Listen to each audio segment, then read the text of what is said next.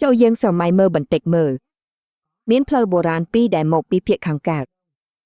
Phơ mùi pra đai rồi bọc luôn anh đầm bê chia bà. Phơ mùi tiết vĩnh pra chất đầm bê xoay rộp hiệp ngọc ngạc. Xong bấy tại stop tàu vì hạ đối chịp xanh khní ngày nà. Bần tái tầng pi ní vĩnh nôm ở tờ đó cô đau tại mùi cốt cư hiệp sọc san đứng sọc hiệp bình lệnh. Lại ní dân nâng rùm khní xoay rộp đầm nà lọ ạc cho ní. Từ chế mùi kháng cư chỉ krương sơ lập bạ này cạp xịa bà đói bác tờ lơ đến cài, khả nạ đại mùi tiệp vĩnh cư chỉ ca ảnh vật ca song kẹt chất nông phiếp ngọc snap. A vi miên chầm nơi trú mà vây mùi tế. Stop mơ đồng bông hạ đôi chia mình niên tê mẹn tế. Bần tai tê yếm psi yếm chọc vi tàng pi chô khnia nâng bằng hang cát chọc đỏ cha rồi viên riêng cài nâng chất. Lọ hai plơ đồng bông ní chập đám pi pro tê Việt Nam tam rồi dạ siêu phơ nè nò mùi đại miên ạc thập rồi dòi khlang chmù tha, bất sầm ngạt bằng pon sọc hiệp. Đi chi vị thi xa đại miên lệ khả nạ rừng môm mình chỉ bà lúa đại ách bác prao bàn tổ. Vì chi xa lập bạ mùi khăn ca prao đai rồi bọc luôn anh đầm bấy xoay rộp tôl ở phiếp vinh xâm rạp liền cài. Hai tao plâu ti pi yang gửi mà đếch. À vì một pi pre cùng pi bột xa sna bồ ràn mùi rồi bọc Campuchia. Vì cứ chi cùng pi xa thể phạt xe nà rư kê score thà cùng pi tộc kênh mật. Hai vị bờ trăng khnia đạch khát. Mình prao đai chương ở vậy lại. Chùm nú vánh vì miên lệ khả nạ tu sự vị trí khlang, hai anh chương ở dương trở lọp châu tờ khung chất đầm bê xoay rộp hiệp bà lo trâm tại đòi ẩm nạc này ca vô đâm bẩn nọ. Hai ở lời ní, dương một trái châu tờ khung plei đầm bố mùi ní chỉ mùi khnia. Vì cứ chỉ phải lập bạn này ca chia bao tam về dạ rõm bạc bùa, vì trợt ba nè nôm yang ngầm ất khung sự phơi nè nôm ẩm bì ca chất chùm mệt sầm khăn rộp bò Việt Nam. Từ chnes nô sầm khăn này vị thi sas ní cứ chỉ ở vậy. Vì cứ chỉ chùm mệt sầm khăn. Xong sầu mai bẹt ní sân sầm rạp nhì dồn. Chấm mết sầm khăn tiếng lú việc đôi chia swag bạc bất thầm po đã thật nơi còn lãnh xên lơ riêng cài dường. Bây giờ bạc po trầm trâu vì ai ca sầm đua nâng bạc chọc thầm po thưa ở bên thoi ca chư nâng chia ba chùm ngữ bàn. Ai ta thầm po nú chia vậy tớ. À không về chữ xa bơ khẳng cát kê hao việc hạc so chiếm. Chỉ mua lực than vì cứ chỉ thầm po rú nơi bẩn than chỉ mùi chiêm đằng bay trình châm riêng cài dường. Vì thí pro được bao việc vĩnh sao mình khẳng nạc. Bếch cho chiêm hồ lụt lo dàng lõ dương nâng miên sọc hiệp lõ. Bần tay bê việc được ban rong stết chùm ngư nâng cạt làng. Ta chất chùm lợt sầm khăn cô bồng nông sầm khăn cứ đầm bê bạc cho còn lại đại ràng stết nụ.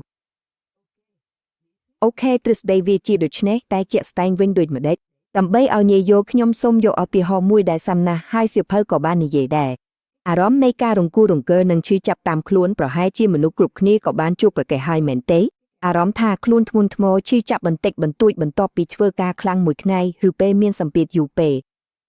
Để chné tạo dương cu thưa đôi mà đếch. Đầm bếp chia ba ca đạn nơi hot ní siêu phơi ban nè nôm ở dương chất chùm mệt mũi chmua thà dung tu yền. Vì nơi trong chùm nơi cho tôi mũi nơi trong chương pnai khẳng khnon.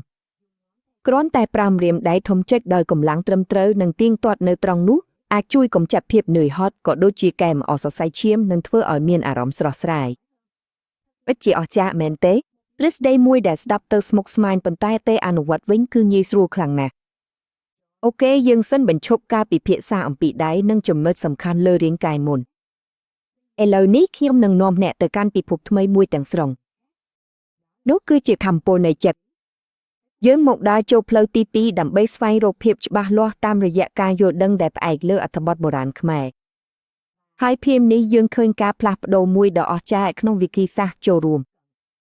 Chùm nú ở miền Atipo bị khẳng kráo chùm nón chương sập bật hàn vĩnh ban ảnh chương ở dương mơ châu tơ khẳng khổng.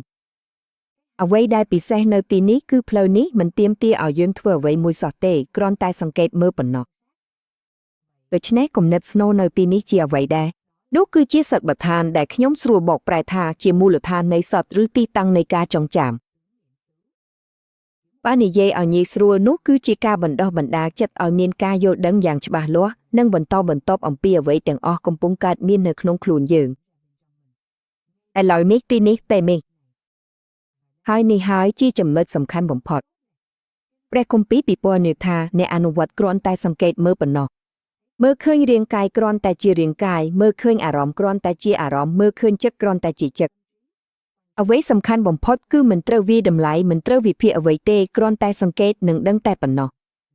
Hai đầm bấy ở ca anu vật ní miên propon miên lệ khả nạ chi lùm đập miên buôn vì sai sầm khăn đại dương trâu đọt ả rõm tờ lỡ. ដំបូងគឺសង្កេតមើលរាងកាយចាប់ពីដង្ហើមដកដង្ហើមចូលរហូតដល់អំប្រើប្រាស់ផ្សេងបន្ទាប់មកគឺសង្កេតមើលអារម្មណ៍ទោះបីជាស្រួលមិនស្រួលឬអព្យាក្រឹតក៏ដោយបន្ទាប់មកទៀតគឺសង្កេតមើលចិត្តរបស់ខ្លួនឯងមើលថាស្ថានភាពនានារបស់វាកំពុងដូចម្ដេចហើយចុងក្រោយគឺសង្កេតមើលវត្ថុរបស់ចិត្តឬដែលហៅថាធម៌អូខេដល់ទីនេះយើងបានស្វែងយល់ពីវិធីសាស្ត្រពីរដែលមើលទៅខុសគ្នាខ្លាំងមែនទេមួយវិធីប្រើដៃចុចលើចំណុចសំខាន់មួយវិធីទៀតគ្រាន់តែអង្គុយស្ងៀមសង្កេតមើលចិត្តដូច្នេះវាមានចំណុចរួមអ្វីខ្លះហើយវាភ្ជាប់គ្នាយ៉ាងដូចម្ដេច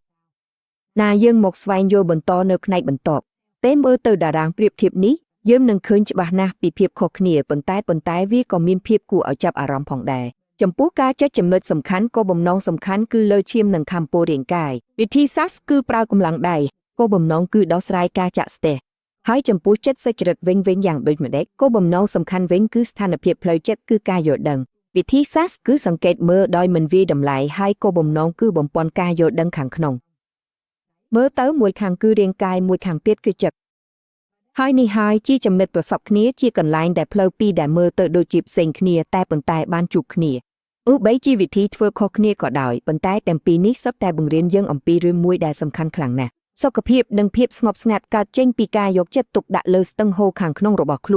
នមួយខាងគឺស្ទឹងហូររបស់ឈាមនិងខាំពោះដែលមានលក្ខណៈផ្លូវកាយខ្លាំងមួយខាងទៀតគឺស្ទឹងហូររបស់ចិត្តដែលមានលក្ខណៈផ្លូវចិត្តខ្លាំងប៉ុន្តែយើងគិតឡើងវិញទាំងពីរនេះចុងក្រោយសុទ្ធតែជាសិល្បៈនៃការយកចិត្តទុកដាក់ហើយអ្វីទាំងនេះទាំងអស់នាំយើងទៅរកសំណួរចុងក្រោយមួយសម្រាប់គិតពិចារណារួមគ្នាមែនទេនៅក្នុងពិភពលោកសម័យទំនើបនេះដែលពោរពេញទៅដោយភាពស្មុគស្មាញនិងច្របូកច្របល់ដំណោះស្រាយសាមញ្ញបំផុតនិងមានប្រសិទ្ធភាពបំផុតសម្រាប់សុខភាពវិញវិលត្រឡប់ទៅកាន់សកម្មភាពមួយដែលសាមញ្ញបំផុតនោះគឺការត្រឡប់មកវិញហើយស្ដាប់យ៉ាងពិតប្រាកដទៅកាន់រាងកាយនិងចិត្តរបស់ខ្លួនឯងបាទមានរឿងមួយគួរឲ្យចាប់អារម្មណ៍ណាស់គឺប្រពៃណីថែទាំសុខភាពបុរាណពីអាស៊ីអាគ្នេយ៍ពីរប្រភេទគឺការចុចចំណុចសំខាន់របស់វៀតណាមនិងការចាប់អារម្មណ៍ឈិននឹមរបស់កម្ពុជាមានអាចកំបាំងរួមមួយ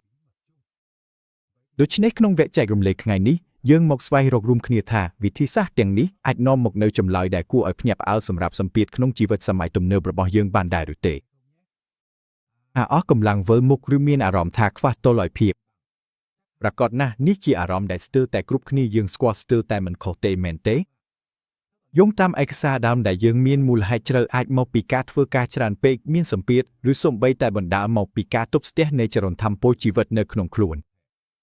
ដូច្នេះដើម្បីស្វែងរកចម្លើយសម្រាប់បញ្ហានេះយើងនឹងពិនិត្យមើលឯកសារចាស់ពីររួមគ្នាមួយគឺឯកសារណែនាំរបស់វៀតណាមអំពីការចុចចំណុចសំខាន់និងមួយទៀតគឺសាសពុតមួយរបស់កម្ពុជាអំពីការយកចិត្តទុកដាក់ហើយតាមរយៈនេះយើងនឹងរកឃើញការភ្ជាប់មួយដែលត្រូវតែថាជាអ្វីមួយគួរឲ្យភ្ញាក់ផ្អើលយ៉ាងខ្លាំងរវាងវាទាំងពីរវាហើយដំបូងយើងមកស្គាល់វិធីសាស្ត្រព្យាបាលតាមរយៈការប៉ះចុចចំណុចសំខាន់ដោយមានគោលបំណងបើកចំហចរន្តធម្មពលក្នុងខ្លួ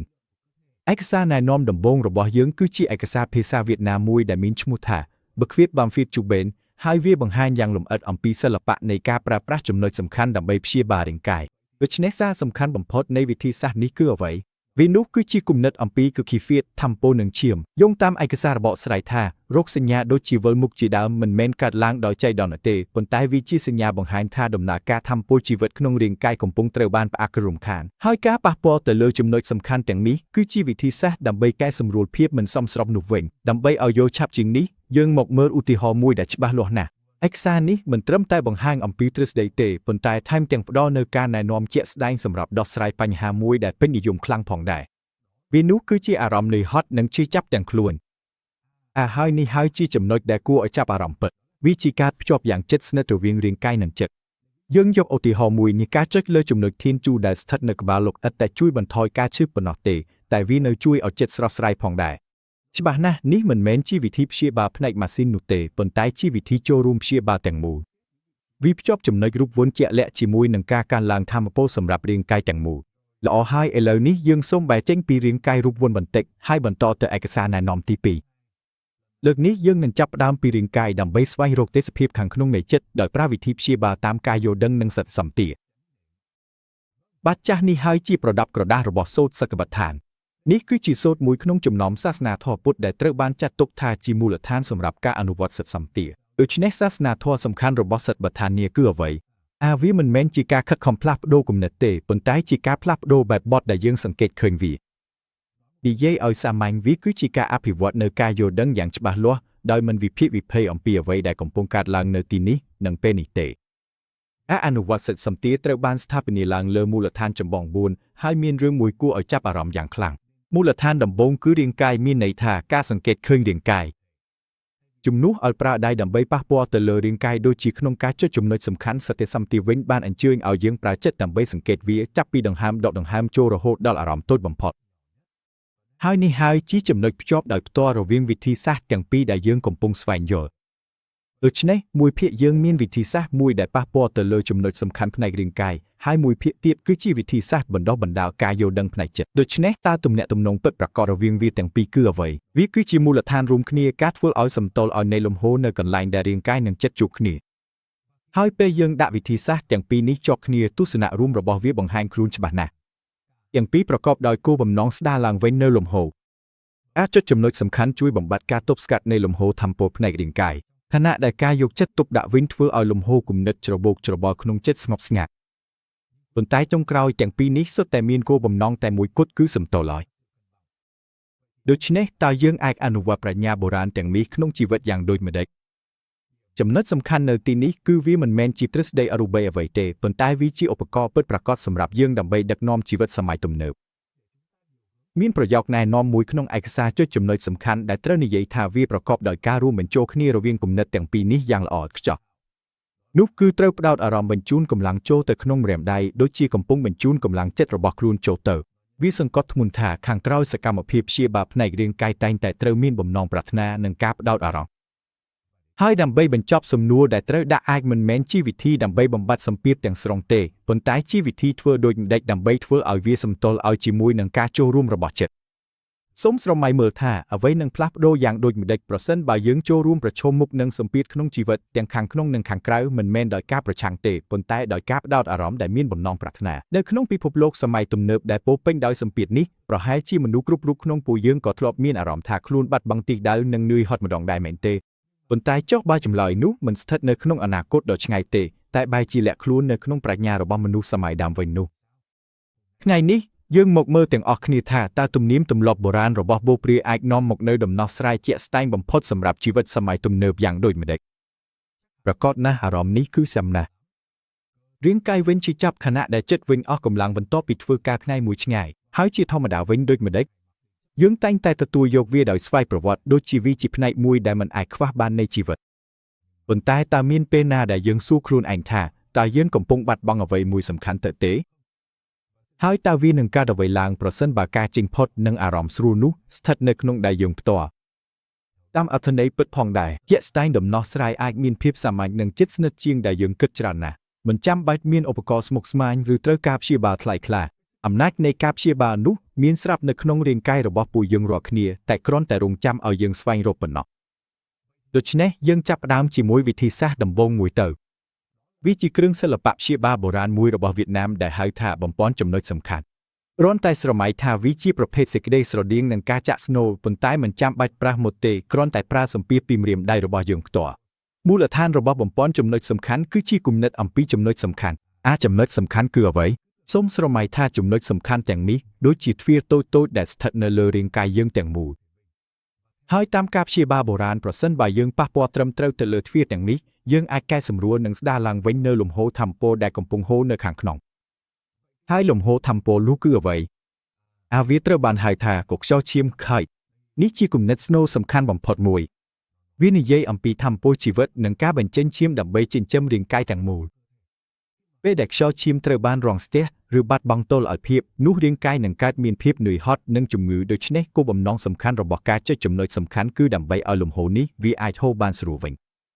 ញស្ដាប់ទៅហាក់ដូចជាអបបរមានិងមិនច្បាស់មែនទេតាមមែនទេអញ្ចឹងតើយើងអាចអនុវត្តវាក្នុងជីវិតពិតបានដូចម្តេចដែរអូខេដូច្នេះឥឡូវនេះយើងមកសាកល្បងអនុវត្តលំហាត់តិចតួចមួយដែលសាមញ្ញណាស់ដើម្បីអាចដឹងអារម្មណ៍របស់វាបន្ទាន់នេះយើងនឹងសាកល្បងជាមួយចំណុចសំខាន់មួយសម្រាប់ស្ដារថាមពលវិញគឺចំណុចទប់តាមលីសូមសាកធ្វើតាមជំហានដែលកំពុងបង្ហាញនេះដំបូងសូមស្វែងរកចំណុចដែលវាប្រហោងនៅខាងក្រោមជង្គង់រួចប្រាំម្រាមដៃធំចុចទៅលើនោះហើយកាន់ទុក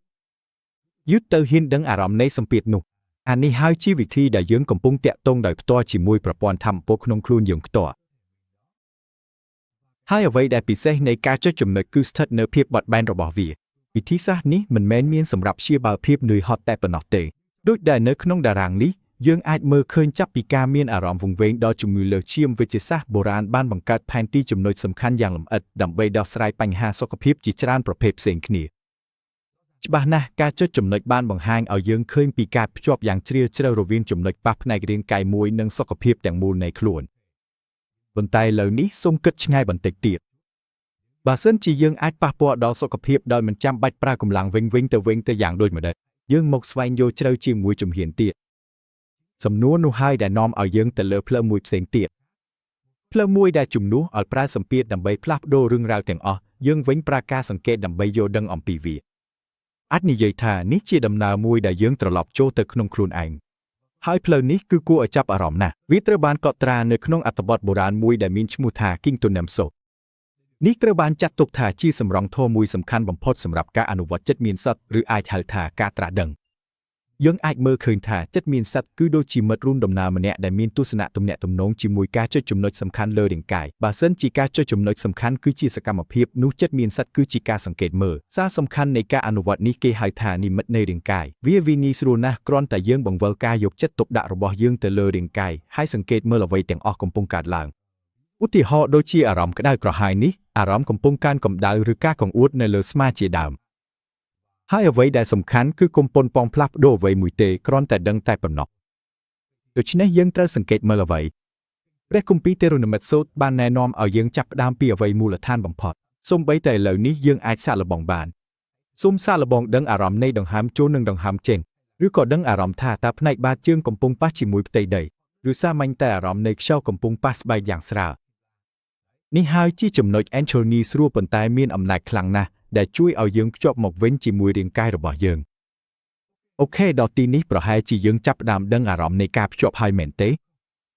មួយផ្នែកគឺជាឥទ្ធិពលផ្នែករាងកាយខណៈដែលមួយផ្សេងទៀតគឺការសង្កេតតាមចិត្តដូច្នេះវាភ្ជាប់គ្នាយ៉ាងដូចម្ដេច